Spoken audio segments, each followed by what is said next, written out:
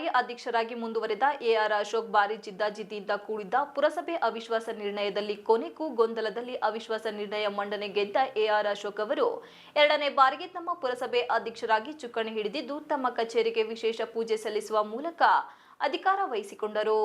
ಗಣ್ಯರಿಂದ ಅಭಿನಂದನೆ ಸ್ವೀಕರಿಸಿ ಮಾತನಾಡಿದ ಪುರಸಭೆ ಅಧ್ಯಕ್ಷ ಎಆರ್ ಅಶೋಕ್, ನಾನು ಪುರಸಭೆ ಅಧಿಕಾರ ವಹಿಸಿ ಅಧ್ಯಕ್ಷನಾದ ದಿನದಿಂದಲೂ ನಮ್ಮ ಪಕ್ಷದವರೇ ನನ್ನನ್ನು ತುಳಿಯಲು ನೋಡುತ್ತಿದ್ದರು. ನಾನು ಆಗಿನಿಂದಲೇ ಇದನ್ನು ಹಿಮ್ಮೆಟ್ಟಿಸಿ ಮುನ್ನುಗ್ಗಿ ಬರುತ್ತಿದ್ದೆ. ಯಾವುದಕ್ಕೂ ನಾನು ಬಗ್ಗಿರಲಿಲ್ಲ. ಅಭಿವೃದ್ಧಿ ಕೆಲಸಗಳನ್ನು ಸಹಿಸದೆ 7-8 ಸದಸ್ಯರು ಪುರಸಭೆ ಮುಖ್ಯಾಧಿಕಾರಿ ಅವರಿಗೆ ಅವರು ಅವಿಶ್ವಾಸ ನಿರ್ಣಯ ತರಬೇಕು ಎಂದು ದಿನಗೊತ್ತು ಮಾಡಿದ್ದು, ಅದಕ್ಕೆ ನಾನು ಕೂಡ ನಮಗೆ ಎಷ್ಟು ಜನ ಸದಸ್ಯರು ಬೇಕು ಎಂಬುದನ್ನು ಅರಿವಿದ್ದು ಅವರನ್ನು ಕೂಡಿಸಿಕೊಂಡು ಅವರು ನನಗೆ ಸಹಕಾರ ಕೂಡ ಕೊಟ್ಟಿದ್ದಾರೆ. ಅವಿಶ್ವಾಸ ಇಂದಿನ ದಿನ ನಮ್ಮ ಸದಸ್ಯರ ಒಳಗೊಂಡು ಪ್ರವಾಸಕ್ಕೆಂದು ಹೋದಾಗ ತೌಫಿಕ್, ಶಾಂತಕುಮಾರ್ ಹಾಗೂ ನಿಶಾಂತ್ ಅವರ ತಂಡ ನಮ್ಮ ಮೇಲೆ ಏಕಾಏಕಿ ಸುಮಾರು 52 ಜನರು ಹಾಗೂ 13 ಕಾರುಗಳಲ್ಲಿ ಬಂದು ನಮ್ಮ ಮೇಲೆ ದಾಳಿ ಮಾಡಿ ಪ್ರಾಣಕ್ಕೂ ಸಂಚುಕಾರ ತಂದಿದ್ದು, ಸೋಮವಾರಪೇಟೆಯಿಂದ ನಾನು ನಮ್ಮ ಸದಸ್ಯರು ಹೇಗೋ ತಪ್ಪಿಸಿಕೊಂಡು ಬಂದೆವು. ನಾವು ಎಸಳೂರು ಪೊಲೀಸ್ ಠಾಣೆಗೆ ಹೋಗಿ ಸೆಕ್ಯೂರಿಟಿ ಪಡೆದು ಹಾಸನ ಎಸ್ಪಿ ಅವರ ಕರೆ ಮಾಡಿ ಅವರ ಸೂಚನೆ ಮೇರೆಗೆ ಹಾಸನಕ್ಕೆ ತೆರಳಿದೆವು.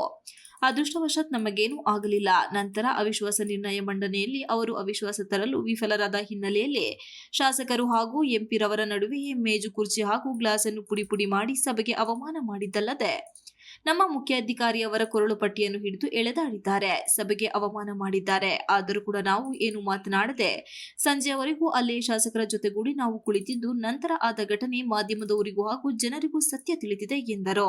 ಇದಕ್ಕೆಲ್ಲ ಕಾರಣ ಹಿರಿಯ ಮಾಜಿ ಸಚಿವ ಹಿತ್ತಾಳೆ ಕಿವಿ ಬಿ ಶಿವರಾಮ್ ಅವರ ಕುಮ್ಮಕ್ಕೆ ಕಾರಣವಾಗಿದೆ. ಅವರಿಗೆ ನಮ್ಮ ತಂಡ ಗೆಲ್ಲಲು ಸಾಧ್ಯವಿಲ್ಲ ಎಂದು ತಿಳಿದು ಈ ರೀತಿ ಸಭೆ ನಿಲ್ಲಿಸಿ ಕಿತಾಪತಿ ಮಾಡುವುದು ಅವರ ಘನತೆಗೆ ತಕ್ಕದ್ದಲ್ಲ. ನಂತರದ ಬೆಳವಣಿಗೆ ನಿಮಗೆ ತಿಳಿದಿದ್ದು, ಅವಿಶ್ವಾಸ ಗೊತ್ತುಳಿಸುವಲ್ಲಿ ನಾವು ಗೆದ್ದು ಮತ್ತೆ ಪುರಸಭೆ ಅಧ್ಯಕ್ಷನಾಗಿದ್ದೇನೆ. ಆದರೆ ಇಲ್ಲಿ ವಿಷಾದವೇನೆಂದರೆ, ನಾನು ಇತ್ತೀಚೆಗೆ ರಾಜಕೀಯಕ್ಕೆ ಬಂದವನಲ್ಲ. ಸುಮಾರು 25 ವರ್ಷಗಳಾಗಿದ್ದು ಉಪಾಧ್ಯಕ್ಷನಾಗಿ ಕಾಂಗ್ರೆಸ್ ನಗರ ಅಧ್ಯಕ್ಷನಾಗಿ ಕೆಲಸ ಮಾಡುವ ಅನುಭವವಿದ್ದು, ಇತ್ತೀಚೆಗೆ ಪಕ್ಷದಲ್ಲಿ ಬಂದ ಸೇರ್ಪಡೆಯವರಿಗೆ ಮಣೆ ಹಾಕುತ್ತಿರುವ ಹಿತ್ತಾಳೆ ಕಿವಿ ಬಿ ಶಿವರಾಮ್ ಅವರು ತಮ್ಮ ಪಕ್ಷವನ್ನೇ ಒಡೆದು ಆಳುವ ನೀತಿಗೆ ಅನುಸರಿಸುತ್ತಿದ್ದು, ಗಡಸಿ, ಹಾಸನ, ಅರಸೀಕೆರೆ ಹಾಗೂ ಇತರೆ ಕಡೆ ಕಾಂಗ್ರೆಸ್ ಪಕ್ಷವನ್ನು ಆಳು ಮಾಡಿ ಅಲ್ಲೂ ಬೇರೂರದೆ ಸರಿಯಾಗಿ ಮರ್ಯಾದೆ ಕಳೆದುಕೊಂಡು ಈಗ ಬೇಲೂರಿಗೂ ಕೂಡ ಅಲ್ಲಿಂದ ಇಲ್ಲಿಗೆ ಬಂದು ಇಲ್ಲಿಯೂ ಕೂಡ ಒಡೆಯುವ ನೀತಿ ಮಾಡುತ್ತಿರುವುದು ಖಂಡನೀಯ.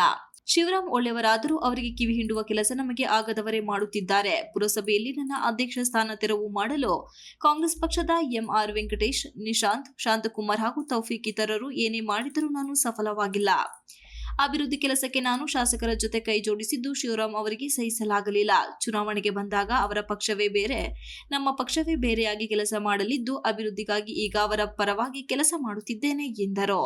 ರಾಜಕೀಯದಲ್ಲಿ ಪ್ರವೀಣರೆಂದು ಗುರುತಿಸಿಕೊಂಡಿರುವ ಹಿತ್ತಾಳೆ ಕಿವಿ ಶಿವರಾಮ್ ಅವರು ಈ ಹಿಂದೆ ರುದ್ರೇಶ್ ಗೌಡರ ಫ್ಯಾಮಿಲಿ ಕುತಂತ್ರ ಮಾಡಿ ಸೋಲಿಸಿದ್ದು ಹಾಗೂ ಇವರು ಚುನಾವಣೆಯಲ್ಲಿ ನಿಂತಾಗ ಇವರನ್ನು ಹೇಗೆ ಸೋಲಿಸಿದರೂ ಆತ ಜನತೆಗೆ ಗೊತ್ತಿದ್ದು, ಈಗ ಮತ್ತಷ್ಟು ಪಕ್ಷವನ್ನು ಹದಗೆಡಿಸುವುದು ನೋಡಿದರೆ ಇಂತಹ 6 ಪಕ್ಷವನ್ನು ವಿನಾಶಕ್ಕೆ ಎಡೆ ಮಾಡಿಕೊಡುವಲ್ಲಿ ಸಂಶಯವಿಲ್ಲ ಎಂದರು. ಅಧಿಕಾರ ಇರುತ್ತೆ ಹೋಗುತ್ತೆ, ಅದಕ್ಕೆ ನಾನು ತಲೆಕೆಡಿಸಿಕೊಳ್ಳಲ್ಲ. ಆದರೆ ಪಕ್ಷದಲ್ಲಿ ಇದ್ದರೂ ನನ್ನನ್ನು ಹೊರಗಿಟ್ಟು ಸಭೆ ನಡೆಸಿದ್ದಾರೆ. ಸೌಜನ್ಯಕ್ಕಾಗಿಯೂ ಕರೆದಿಲ್ಲ. ನಾನು ಅವಿಶ್ವಾಸ ನಿರ್ಣಯದಲ್ಲಿ ಗೆದ್ದಿದ್ದು ಮುಂದಿನ 1 ವರ್ಷಗಳ ಕಾಲ ಅವಧಿ ಇದ್ದರೂ ನಾನು ಸಂಪೂರ್ಣವಾಗಿ ಅಧಿಕಾರದಲ್ಲಿರದೆ ಇತರ 3 ಸದಸ್ಯರಿಗೆ ಅಧ್ಯಕ್ಷನಾಗಿ ಮಾಡಲು ಅನುವು ಮಾಡಿಕೊಡಲಾಗುವುದು ಎಂದರು. ಅವರು ಕರೆದಿಲ್ಲ, ನಾನು ಬರ್ತೀನಿ ಅಂತ ಅವ್ರಿಗೆ ಹೇಳಿಲ್ಲ. ನಾವೇನು ಬೇಲೂರು ಅಭಿವೃದ್ಧಿ ಮಾತ್ರ ಮಾತಾಡಿದ್ವಿ. ಎಲ್ಲೂ ಬೇಕಾದ್ರೂ ಬಂದು ನಾನು ಸತ್ಯ ಮಾಡ್ತೀನಿ, ಚನ್ಕೇಸ್ವಾಮಿ ಬಲಿಕಲ್ ಹಿಡಿದು ಸತ್ಯ ಮಾಡ್ತೀನಿ, ನಾನು ಬಿಜೆಪಿಗೆ ಹೋಗ್ತೀನಿ ಅಂತ ಎಲ್ಲೂ ಹೇಳಿಲ್ಲ. ನಾನು ಮೂಲತಃ 35-30 ವರ್ಷದಿಂದ ಕಾಂಗ್ರೆಸ್ ಪಕ್ಷದಲ್ಲೇ ಇದ್ದೀನಿ. ನಮ್ಮ ಅಪ್ಪ ಅವ್ರ ಕಾಲದಿಂದ ನಮ್ಮ ಅಪ್ಪವರು JDS ಅಲ್ಲಿ ಇದ್ದವರು.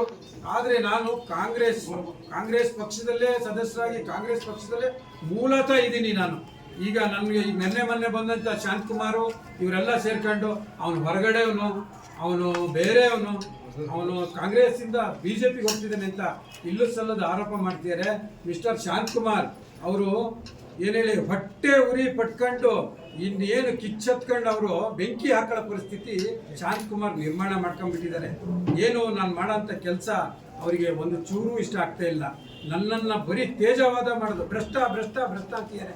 ಏನು ಭ್ರಷ್ಟ ಮಾಡಿದ್ದೀನಿ ಅಂತ ಒಂದು ತಾಕೀತು ಮಾಡಿ ಅವ್ರು ಬಂದು ತೋರಿಸ್ಲಿ. ಅವರು ಚಾಲೆಂಜ್ ಮಾಡ್ತೀನಿ ನಾನು. ಅವ್ರು ಭ್ರಷ್ಟಾಚಾರ ಏನೇನು ಮಾಡ್ತಿದ್ದಾರೆ, ಚಿಕ್ಕ ಸರ್ ಕೈಲಿ ಏನೇನು ಮಾಡಿದ್ದಾರೆ ಅಂತ ನಾನು ಪ್ರತಿಯೊಂದು ಕಳೆ ಹಾಕೊಂಡಿದ್ದೀನಿ. ಅದನ್ನು ಸಹ ನಾನು. ಈ ಸಂದರ್ಭದಲ್ಲಿ ಪುರಸಭೆ ಸದಸ್ಯ ಅಕ್ರಮ್, ಜಗದೀಶ್, ಶೈಲೇಶ್, ಪ್ರಭಾಕರ್, ಕರವೇ ಅಧ್ಯಕ್ಷ ಚಂದ್ರಶೇಖರ್ ಇನ್ನು ಮುಂತಾದವರು ಹಾಜರಿದ್ದರು.